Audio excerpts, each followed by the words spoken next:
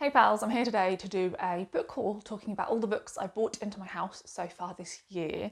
Things have got a bit out of hand. I bought myself a few books with some Christmas money, and then I have continued my love affair with the library. I currently have 20 books out from the library. That is now the limit.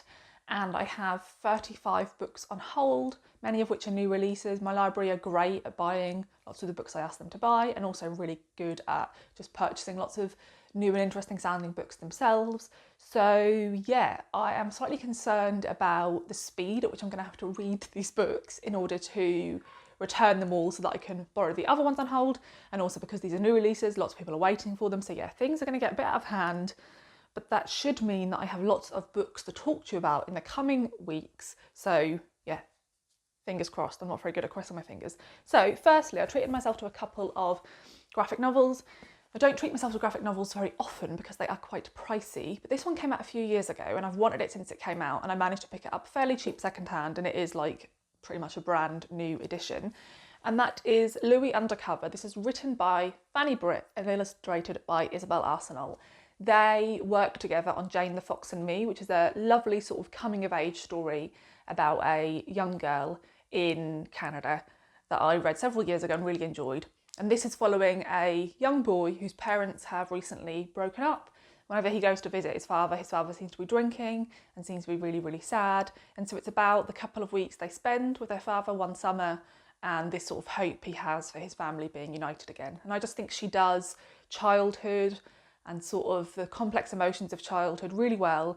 And Isabel Arsenal is one of my favourite illustrators, so they're just a great team. So very much looking forward to reading this one.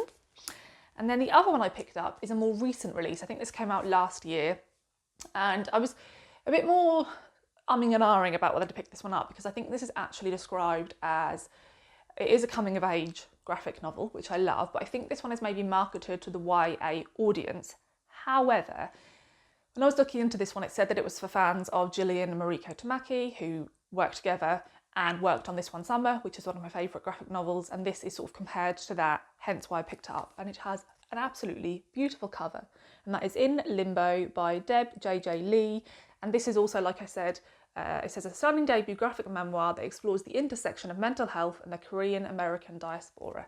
So yeah, and the illustrations are all in this sort of blue grey tone that I really like. So I'm hoping I will really enjoy this one. I've heard really good reviews about it. And then I treated myself to a few memoirs. Two of these I bought second hand because, so I have a TBR with over 100 memoirs on it. Many of them have not been published in the UK, and so they're harder for me to get hold of, and they're also quite pricey. I really want to try and read more memoirs this year because I love them and I don't read enough of them. So yeah, a couple of these I managed to find decently priced secondhand.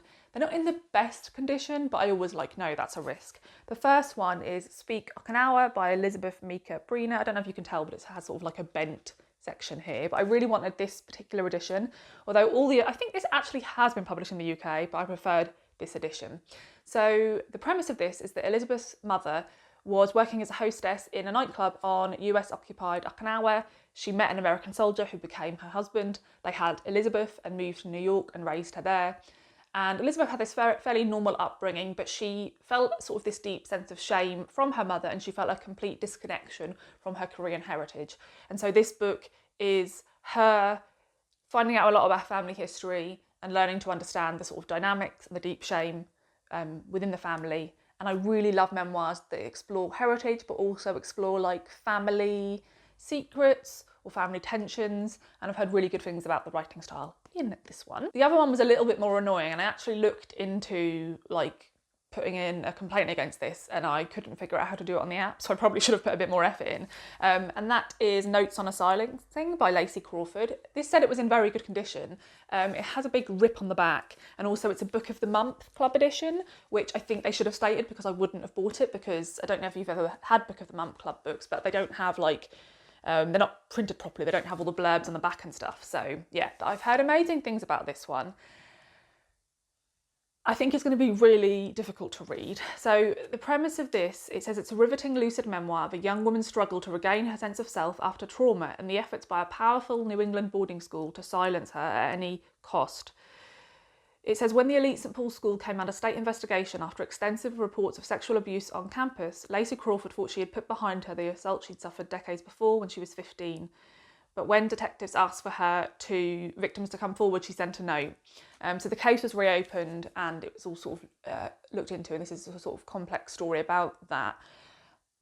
I always read the first couple of pages of the book when I get them, and I read the first couple of pages of this book and it sort of opens with a sexual assault, not the sexual assault that the book's about, but a different one. So I think it's going to be quite confronting, so I need to be in the right mindset to pick this one up. But it has amazing reviews.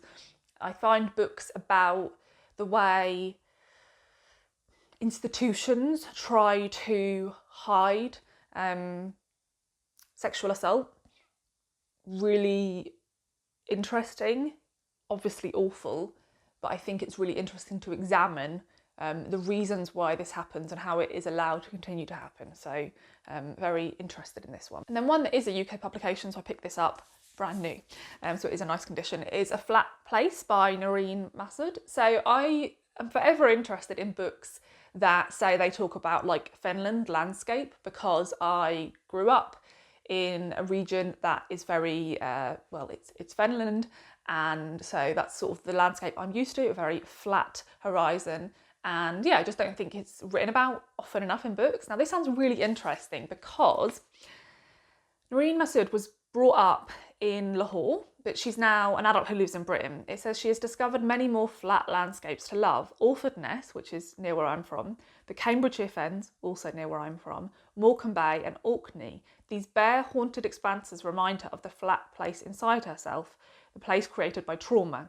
So this book explores her history and her PTSD whilst talking about these sort of flat landscapes and how they sort of evoke that trauma. I think that's really interesting, and I haven't read books that focus on like this landscape as a whole. I've perhaps read a couple of books that focus on a specific region, but not a book like this. And also a lot of nature writing in the UK is by white men, so it's really nice to see that this is by a woman of colour, so intrigued by this one. Then my mum very kindly took a risk at Christmas and bought me a book, which no one tends to dare to do because they don't know which ones I have, but my mum actually watches my channel, and so she knew that I didn't have any more books by this author on my list but wanted to read one, so she picked me up Haven by Emma Donoghue, which I'm really excited about because this is the next Emma Donoghue I was intending to go for, because this is about, it says it's set in 7th century Ireland, which I think is the earliest setting I'll have read in an Emma Donoghue book, and it follows two monks who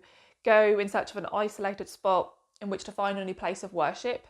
And I really enjoy books about sort of like druids and hermits and things, and I think this is going to have those type of vibes. So I am very excited to pick this one up, maybe on like one Sunday afternoon and read this. I think she writes beautifully, so I do want to read more of her books. I've read 2 or 3 now, 3 I think, so this will be the 4th. Then a couple of months ago I made a TBR video for the books I wanted to read in autumn and winter. I will link that in the cards above, and a few of the books I sort of needed to get hold of because they weren't published in the UK again, and so one of them I have recently picked up is Landscapes by Christine Lee. I'm hoping to really love this book. Again, it was quite pricey because this is from $2 Radio, who are an indie press in the US, and they're the only people who have published it. This is being compared to the writing style of a book like The Remains of the Day by Kazuo Ishiguro, which I love, but it's set in a near future fraught with ecological collapse, and it says that it reinvents the country house novel for our age of catastrophe while announcing the arrival of an extraordinarily gifted new writer in Christine Lee. So again, very intrigued by this, and again particularly interested because these type of books about the sort of English country house, which I love, are nearly always by white writers. So I'm really intrigued to see this story written by a woman of colour about a woman of colour protagonist, and have these sort of themes of sort of sexism and racism discussed within the context of the country house novel. And it's like near future, which is something I also really like reading about. So yeah, very intrigued by this one. I also think it's really beautifully published, like a little mini naked hardback. Then these next 3 I'm going to talk about very briefly because I recently uploaded a video where I spoke about wanting to read lots of booktubers' favourite books of 2023. One of the booktubers I spoke about was Jen, and so I have managed to get 3 of the 4 books that I'm reading from Jen's list. I spoke about them in that video, so like I said, I will just briefly mention them here. 2 of them I had to buy because my library didn't have copies of, and then 2 of them I'm getting from the library, but I only have 1 so far. The first one, which conveniently arrived this morning, this was shipped from Canada, and I thought it was going to take a couple more weeks, but it arrived in time for the video. It's Ordinary Wonder Tales by Emily Urquhart. Now, I could get hold of this on Arind on audio, but I've never listened to an essay collection on audio, and I wasn't really sure how that would work for me, so I decided to pick this up.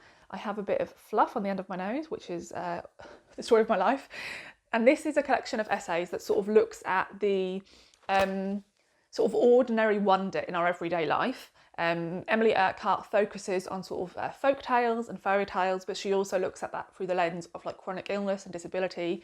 And I heard Jen read a section of this book out and just thought it was beautiful. So yeah, love an essay collection, so feel like that could be a favourite. Then a short story collection called Watching Women and Girls by Danielle Pender. I mean, the title alone makes me want to read this one. It says, from lost friendships to infidelity and complex romances to motherhood and family dynamics, this is a sharp and moving exploration into the complexities of the female experience. That all sounds like right up my street. And then the other one I have from Jen's list is Idle Burning by Rin Asami. This is translated by Asa Yanida. This is a really short one, and I don't often read very short books, so I'm looking forward to this. This follows I think a teenage girl who is like a super fan of this guy from, I think, a pop band, and she's sort of viewed as the oracle online, and she knows everything about him, and then he hits a fan, and it really changes the way she views herself, and she doesn't really know how to like deal with that. So yeah, I think it sounds really interesting. Then I have a stack of like new release fiction books, which I will need to read very soon because I think most of them will have other people waiting for them. The first one is The House of Broken Bricks by Fiona Williams. I don't really know what to expect from this, and when I originally was like looking into it, I was a bit unsure if it would be like a little bit twee, but as I said, I read the first couple of pages of every novel or book that comes into my house, and it actually reads as quite fragmented and like perhaps experimental. So it says that you follow this family, who I believe are a Black British family. It says that secrets and vines clamber over their home's broken red bricks, and although its inhabitants seem to be withering in the damp, crumbling soil, Sunny knows it. Something is stirring. As the seasons change and the cracks let in more light, the family might just be able to start to heal. And I think this is like multiple perspectives, and like I said, quite disjointed. The writing style was quite poetic. So yeah, I don't really know what to expect from this one, but I am very intrigued by it. And this next one, I really loved the first couple of pages of when I read them. So this might be one of the first ones I reach for, and that is In Memory of Us by Jacqueline Roy. This follows 2 twin sisters who are Black British, who grew up in 50s and 60s London under the shadow of Enoch Powell. And then they're like super close. But then this jumps to when one of the sisters is in her 70s and she's struggling with dementia. This woman comes back into her life who's this friend, and this friend makes her start to question her memories and like what happened between her and her sister. But as a reader, you know that maybe like this friend can't be trusted. And it says that this book offers an often overlooked insight into life as a Black Briton after the Windrush generation. I really like books about families, particularly sisters. So yeah, I think I could really enjoy this one. And this next one I picked up because I follow the author Claire Fuller on Instagram because she's great for like book recommendations, which is quite odd because I read her first 2 books and didn't love them. And I haven't read her most recent 3, which I hear everybody raving about. So I do need to pick up another one of her books. But yeah, she's great for recommendations. And she spoke about this 2024 release and said she just loved it. And I really liked the sound of it. So I checked and my library had a copy. So I requested it. And that's Hot Springs Drive by Lindsay Hunter. The premise of this is that a woman walks in on her husband and best friend having an affair. And you go back 7 years and see these 2 women meet on a maternity ward and end up living in this perfect suburban, like picket fence neighbourhood of Hot Springs Drive. It says, this is a dark, heart-pounding, vicious blade of a novel that explores one woman's deepest desires and how the consequences of betrayal can ripple dangerously beyond the initial strike point. So I'm not quite sure how sort of dark and twisted this is going to get, but I am very intrigued. And it has a blurb from Claire Fuller that says intoxicating, and then Disha Filial has said truly brilliant. So yeah, I am really excited to see where this one goes. And then I was looking through my library's catalogue to see what new books they picked up, and I had no idea this author had a new book coming out, and so I immediately requested it. And that is The Dragons of Deepwood Fen by Bradley P Bolio. Now, I read the first book in the Song of the Shattered Sand series, which is called 12 Kings in Sharakai. I think it might have a different name in North America. That is a 6-book series, and I enjoyed the first book, never got around to going back. I did find some of the world building a bit complicated for me. I'm not a massive fan of fantasy world building that like links to gods and religion, which that leaned quite heavily into. But I really liked his writing style, really liked his character building. So when I saw he had this new book coming out, I had a read of the blurb and I thought this may work better for me, although I don't love dragons, and there are of course dragons in this, but I love any book that has wood and fen in the title, so that helps. So yeah, this is an epic fantasy book, part of a new series. The plot sounds pretty complicated. You follow 2 characters who find out that there might be this big plot, like to do with the government, and they are trying to reveal it, and they go on this sort of epic quest to do that. Yeah, I'm not going to read the blurb, it's super long, but yeah, I am intrigued and I would really like to give this writer another go, so pick this one up, although it is 700 pages, so don't know when I'll get to it. Then I have a couple of sort of like more backlist fiction books. The first one is Eleanor Knows by Claudia Panero. This is translated by Frances Riddle. I've heard so many people rave about this one. I want to try and read more translated fiction this year, so I decided to pick it up. I really like books that explore like a mother-daughter relationship, so I know that's like at the heart of this one. So yeah, hopefully I enjoy this one because I like the sound of all of her other books as well. I think they sound really interesting, so there is that one. The next one is a short story collection. I heard someone rave about this one and I now can't remember who, so if it was you, please say below because I feel really bad for not remembering. And that is God's Children Are Little Broken Things by Arind Epu. This is a short story collection set in Nigeria about queer lives and loves. It says that his voice is centrally alert to the human and universal in every situation. Examples of the stories are: a man revisits the university campus where he lost his first love, aware now of what he couldn't understand then, and a daughter returns home to Lagos after the death of her father, where she must face her past and future relationship with his longtime partner. It says generations collide, families break and are remade, and lovers find their way to new futures. So yeah, I'm trying to read more short story collections this year, and I thought this one sounded like a really good one to give a go. And then I have 4 new-ish non-fiction releases. This first one is very new, and actually this is one of the ones I am going to have to read first because I think 13 people are behind me in the queue for this one. It wouldn't surprise me if this is on the Women's Prize for Non-Fiction long list because I think it's about a topic that people are really interested in. And that is Missing Persons or My Grandmother's Secrets by CLA Wills. So this author, when she was in her 20s, she discovered that she had a cousin she'd never met. She was born in a mother and baby house in 1950s Ireland, and she grew up in an institution not far from the farm where Claire herself grew up, but she was never told of her cousin's existence. To discover the missing pieces of her family's story, Claire searched across archives and nations in a journey that would take her from the 1890s to the 1980s, from West Cork to rural Suffolk, which is where I'm from, and Massachusetts, from absent fathers to the grief of a lost child. The result is a moving, exquisitely told stories of the secrets families keep and the violence is carried out in their name. Now, I think this is a topic that is more at the forefront of a lot of readers' minds because of authors like Claire Keegan. I have realised that I really enjoy books, particularly non-fiction books, where somebody like realises there was some sort of family secret that sort of changes how they view themselves, and they sort of go look into that, because I love any discussion that focuses on memories and how people kind of live the same moment but remember it really differently, and any discussion about like secrets and how somebody you think you know might have this whole other side to them. And I think this is a really tragic period in Ireland's history that isn't spoken about often enough. So I hope that as more and more books come out like this, we sort of confront what happened. So yeah, I think this could be great. It's very, very short, which I wasn't expecting. But yeah, excited to read that one. Then another new release, which has a lovely cover, is The Age of Deer, Trouble and Kinship with Our Wild Neighbours by Erica Hauser. I love deer.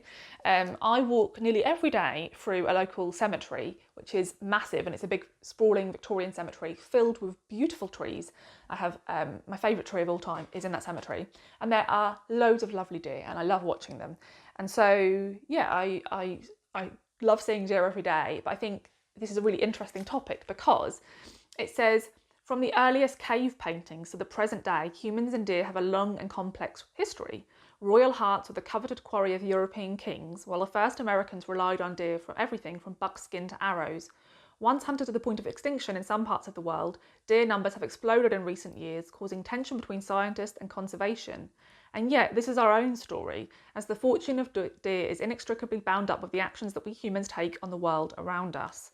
And I thought, yeah, I've never really thought about that, how like they were not the earliest cave paintings, they're one of the animals that we know interacted with humans from our earliest days, and how sort of important they've been, and a lot of imagery to do with royalty and stuff. So yeah, I'm really intrigued by this one, and I read the first few pages and really immediately felt drawn into her writing style, so I think I could really speed through this one. Then this one came out I think a few months ago, maybe in November in the US. I'm quite fortunate that we have a US section in my library that predominantly stocks non-fiction that's published in the US, and I had a look and they'd already picked this one up, and that is the very, very heavy and chunky The Rediscovery of America, Native Peoples and the Unmaking of US History by Ned Black.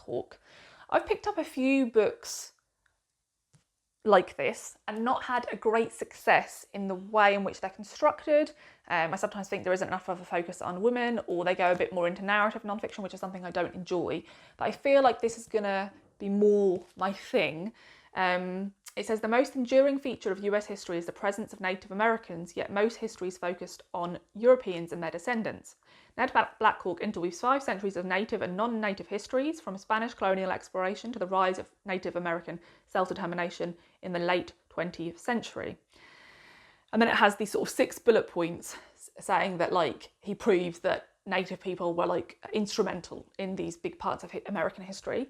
And so yeah, I'm hoping this could be the sort of big epic history of Native American people that I want from a Native American writer, because sadly a lot of the books of this nature that are really celebrated are not from Native American writers. So I need to get to this one quite soon, because I think it's due at the end of the month, and I think someone else might have it on hold. So there's that. And then the last one, this has come out in the last couple of years, and I kept hearing people talk about it, and I don't know why, but I'd got in my head that it was going to be one of those books that was a bit like, I don't know, that I would find difficult and I wouldn't get on with the writing style. Maybe it would be like a bit too intellectual, or like maybe pretentious for me. And I don't know why I thought that. And then I kept hearing more and more people talk about it. And so I had more of a look into it. And I was like, I'm just going to borrow it from the library. And I'm so glad I did, because I read the first few pages and it isn't that at all. Like, it's really like pulled me in. The author's voice is really warm. What I mean by this is, like, I don't get on with writing style like authors like Maggie Nelson, and I felt that maybe this would lean towards that, and it doesn't. And that is Poor Little Sick Girls, A Love Letter to Unacceptable Women by Ione Gamble. And this book is about the fact that Ione Gamble lives with a chronic illness, and how that doesn't really match up with this like chronic wellness society we live in. This notion that you always have to be hustling and always have to be achieving things and like ticking things off your list, and how she feels kind of unacceptable and not welcomed by society because of that. And that's something that I have thought about more and more in the last few years, because I was diagnosed with a chronic illness a few years ago, and until recently I think it's been something I've tried to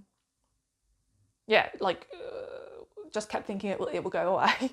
And I've more recently come to accept that perhaps it won't go away, and so I need to stop living my life as though it will and making myself more ill. So I think I need to like read more books like this from people who have like come to accept chronic illness in their life, so that I can work towards that. And I've just heard amazing things about this, so I'm looking forward to it. So those are all the books. Like I said, there are many more waiting for me at the library, so there might be another giant haul quite soon. But let's hope I can get through quite a lot of these. Thanks so much for watching. Do let me know if you've read any of these books, or if you think any of them sound interesting. Also love to know what your library situation is at the moment, if you request too many books. So yeah, I'll see you in the next video. Bye.